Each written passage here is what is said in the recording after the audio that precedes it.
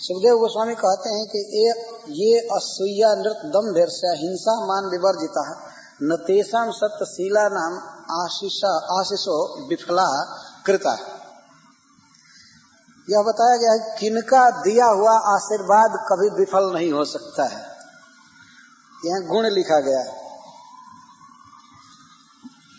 जो दूसरे के गुणों में दोष नहीं निकालते हैं, किसी की निंदा नहीं करते हैं, तो जो दूसरे की निंदा नहीं करते हैं, झूठ नहीं बोलते हैं और दंभ नहीं करते, दिखावा नहीं करते हैं, किसी से द्वेष नहीं करते हैं, हिंसा नहीं करते हैं, किसी को दुख नहीं देते हैं, जो मान की इच्छा नहीं रखते हैं और जो सदा सत्यशील वाले होते हैं, ऐसे ब्राह्मणों का दिया हुआ आशीर्वाद कभी विफल नहीं हो सकता है। आशीर्वाद देने की योग्यता बताई गई है, असूया नहीं होनी चाहिए। असूया का अर्थ होता है किसी के गुणों में भी दोष निकालना, गुण को ही दोष के रूप में कहना। जैसे मान लीजिए यदि कहा जाए किसी आदमी को, कोई कहे कि वो अच्छा है, वो धनी आदमी है, तो ये कहा जाए कि उसने पूर्व जन्म में बड़ा सुकृत किया था इसलिए उसको धन प्राप्त हुआ है। तो यह एक बहुत अच्छा वाक्य है कहना कि पूर्व जन्म में वो सुकृति था इसलिए उसको धन मिला हुआ है। लेकिन कोई दुष्ट आदमी कहा, जानते हो उसको धन कैसे मिला हुआ? अरे वो सब जुआ में चोरी से वो प्राप्त किया है। ऐसे ही बिना मतलब के बोल देता है। ऐसे बोलने वाले की वाणी की शक्ति खत्म हो जाती है। किसी को दुख देने वाली बात बोल रहा है, ईर्ष्या कर रहा है, दंभ कर रहा है, शास्त्र से विरुद्ध बोल रहा है, तो उसकी वाणी में शक्ति नहीं होती। पहले के साधुओं में और ब्राह्मणों में बहुत शक्ति होती थी, जो वो कह देते थे हो जाता था। तो आज का आदमी जब रोज झूठ बोलता है तो उसके वाणी में शक्ति क्या रहेगी?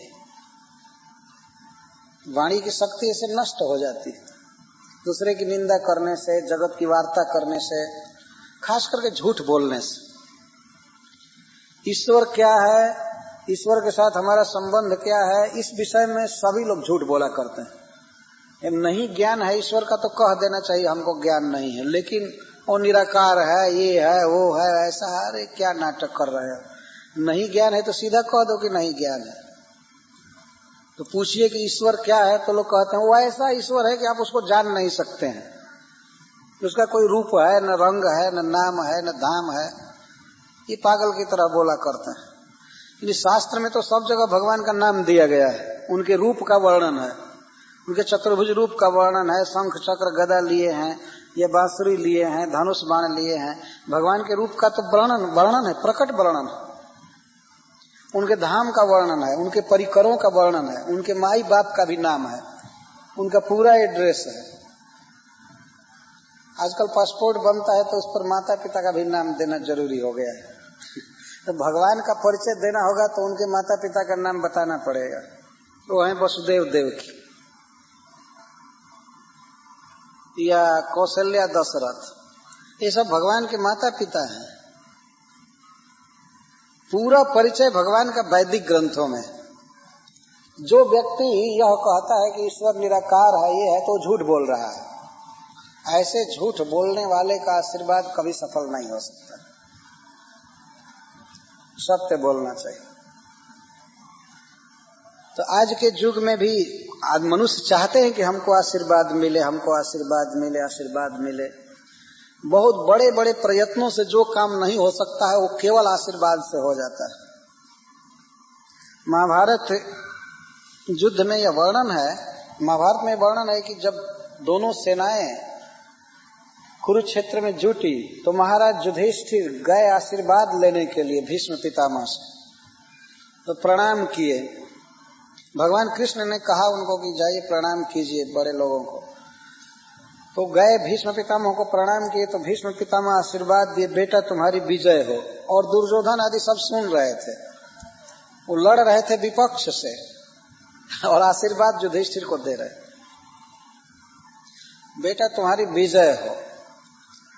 महाराज युधिष्ठिर पूछते हैं कि पितामह आपके रहते हमारी विजय कैसे हो सकती है? तो भीष्म पितामह अपने मरने का उपाय अपने मुख से बताए। यदि कोई स्त्री मेरे सामने खड़ा हो जाए तो मैं युद्ध नहीं कर सकता हूँ, और उस समय कोई वीर मेरा वध कर सकता है। फिर द्रोणाचार्य को प्रणाम किए तो वो भी आशीर्वाद दिए, तुम्हारी विजय हो। कृपाचार्य को, शल्य को, जो भी बड़े थे, वो प्रणाम मात्र से कह दिए तुम्हारी विजय हो, और विजय हुई। तो यहाँ वर्णन किया गया है कि जो लोग दूसरों की निंदा नहीं करते हैं, हिंसा नहीं करते, दुख नहीं देते, दंभ नहीं करते, मान की इच्छा नहीं रखते हैं, उनका दिया हुआ आशीर्वाद सफल होता है। पहले के क्षत्रिय हाथ में अस्त्र लेकर चलते थे, लेकिन ब्राह्मण हाथ में वेद लेकर के चलते थे, परंतु सारे जगत में किसी की शक्ति नहीं होती थी कि वे ब्राह्मण को अभिभूत कर दे या हरा दे। उनके वाणी में बहुत शक्ति होती थी, और विकट समय में वे शाप दे देते थे तुम मर जाओ, तो वो आदमी उसी समय मर जाता था, उनकी रक्षा हो जाती थी।